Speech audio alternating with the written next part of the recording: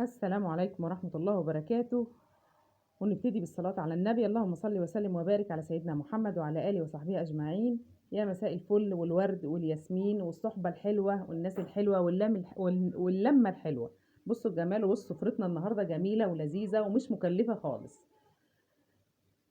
الجماعة زي ما قلت لكم، طبعا المناسبة كانت 3 مناسبات زي العنوان اللي انتوا شفتوه: نجاح شهد بنتي، وعيد ميلادي، ولمة اخواتي بتاعت كل شهر عند كل واحدة، علشان امي كمان كانت قاعده عندي وخالتي كانت شافتها. المهم نزلنا جبنا الحاجه بتاعتنا من غير تكلفه، قلنا نلمها كده. جبنا كوسه وبدنجان وفلفل، وكان عندي ورق عنب.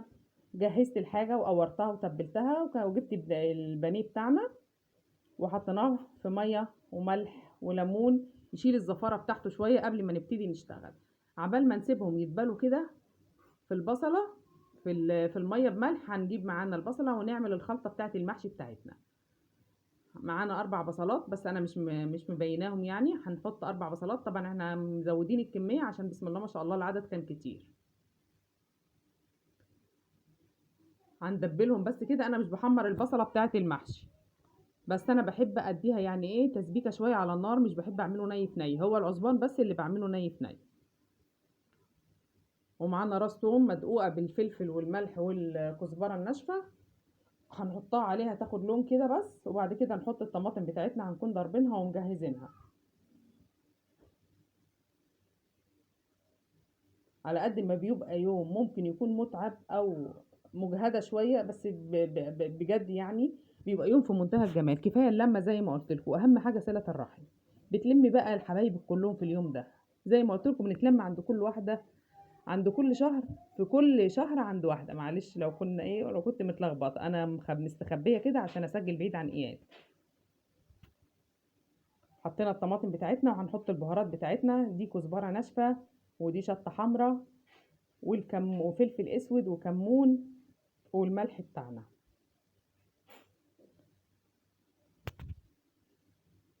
دي كانت عندي حبة بهارات باقيين في كيسة رحت حطاها.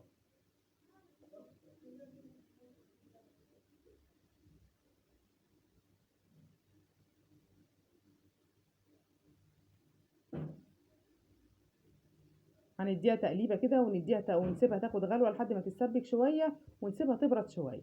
وبعد كده هنكون غاسلين الرز بتاعنا ومصفيينه، وهنطلع الخضرة من المية نغسلها ونصفيها شوية، وبعد كده نخرطها. زي ما والخضرة زي ما قلت لكم، الخضرة لو خرطتيها وحطيتيها في مية بتضيع الفايدة بتاعتها. احنا فضينا كده المية بملح من البدنجان. بصوا بقى الجمال، انا البدنجان الابيض ده بصراحة طلع تحفة. وادي الخلطة بتاعتنا، وادي الكوسة والبدنجان وبتاع، وفرشنا بقى على الأرض وقلنا ايه نقعد نجهز كده من بالليل.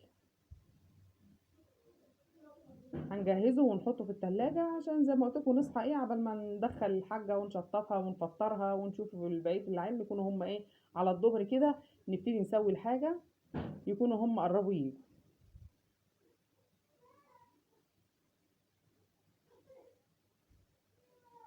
بصوا انا هنعمل معاكم يعني ايه شوية في البدنجان، شوية في الكوسة، في ورق العنب كده يعني. وبعد كده هنقفل معاكم ونكمل لكم الصواني بعد ما خلصت. يلا يا حلوه، وانت بتتفرجي معانا كده حط لنا اللايك يلا، واكتبي لنا كومنت حلو يشجعنا كده. عاجبني بصراحه كومنتاتكم، والمشاهدات بتاعتكم بدات تبقى حلوه وتزيد شويه، الحمد لله. ان شاء الله بيكم ومعاكم هنكبر باذن الله، ان شاء الله باذن الله.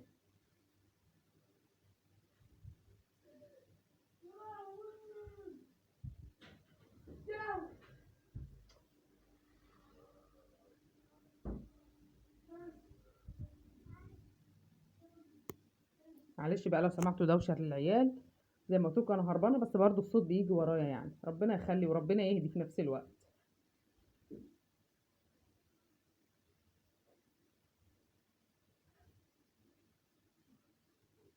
الحمد لله شهد نجحت، اللهم لك الف حمد وشكر. الحمد لله. يلا الحمد لله، هو النتيجة مش قد كده ومن ضمن اللي اتظلموا، بس نرجع نقول الحمد لله، اللهم لك ألف حمد وشكر. إن شاء الله ربنا يعوضها في حاجة تانية، وإن شاء الله ربنا كاتب لها الخير بإذن الله.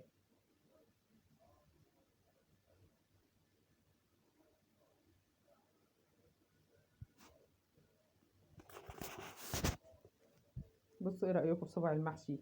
ولا بقى لفه محشي ولا مكنه بتاعت ورق عنب ولا حاجه. بصوا الجمال وملفوف ومبروم ازاي بايدينا. كده احنا كده بقى بقينا تاني يوم بقى بنوريكم بعد ما جهزنا. انا ما رضيتش اوريكم بالليل بعد ما شطبنا بصراحه، كنت مشطبه خالص وشلت الحاجه في التلاجة وقلت لشهد الصبح. احنا ما كانش عندي شوربه، عملت خلطه ازاي بقى؟ دفيت شويه ميه، ضربت عليهم طماطمتين، فص ثوم، معلقتين سمنه فلاحي، 2 مرقه دجاج، والملح والبهارات بتاعتك كلها. حطيت عليها بهارات محشي، وحطيت عليها من البهارات التانية برضو فلفل وملح وكمون وشطه. فلفل وملح وكمون وشطه وكزبره ناشفه. بص ده ورق العنب بعد ما خلص بقى، لفيناه كده حواليه الفلفل. انا مش مكتره في الفلفل جامد يعني. بس والله العظيم كانت من غير شوربه، بس الخلطه اللي انا عاملاها دي طلعت طعمها زي السكر. ومعلقه السمنه الفلاحي اللي انت بتسيحيها وبتحطيها مع الميه كده بتدي طعم وتيست زي السكر. احنا مولعين الفرن، احنا كده هنديها غلوه الاول من فوق، وبعد كده هنحطها في الفرن. هنيجي بقى نطلع البانيه من التتبيله اللي احنا عاملينها. بص هي سارده ميتها كده عشان انا كنت متبلاها من بالليل، بس ما وريتكوش التتبيله بتاعتها يعني. تبلتها من بالليل وحطيتها في الدرج اللي هو تحت الفريزر على طول. دي بقى بدنجانيه كنا شوينا، حاطين عليها زبدايه وخل وليمون وملح وزيت، وحطينا عليها البهارات بتاعتها ورحنا ضاربينها في الخلاط زي ما انتم شايفين كده. هنجيب بيضتين، عندك شويه لبن مفيش مشاكل، عايزه تحطي بيضه على لبن ما ماشي، بس اللي موجود عندي كان البيضتين دول. هنقلبهم كلهم في قلب بعضيهم كده، مش هنحط واحده واحده في البيضه يعني، لا انت بتجيبي البيضتين وبتقلبيها كلها في قلب بعضيها كده. دي معانا بقى الفيجيتار بتاعنا، حطينا عليه معلقتين نشا عشان دي الفراخ بتاعتنا تنفش كده وتبقى الطبقه بتاعتها نافشه وحلوه كده. وهنقلبها. هو ما كانش محتاج ملح ولا حاجه لان هو مبهر جاهز، انا جبته من عند الراجل مبهر جاهز. حطيت عليه معلقتين النشا بس. هنبتدي نتبله نبله كده ونجهز البانيه بتاعنا عبال. احنا كده كنت انا وطيت على المحشي كله. هنتبلهم في البقسماط كده ونركنه.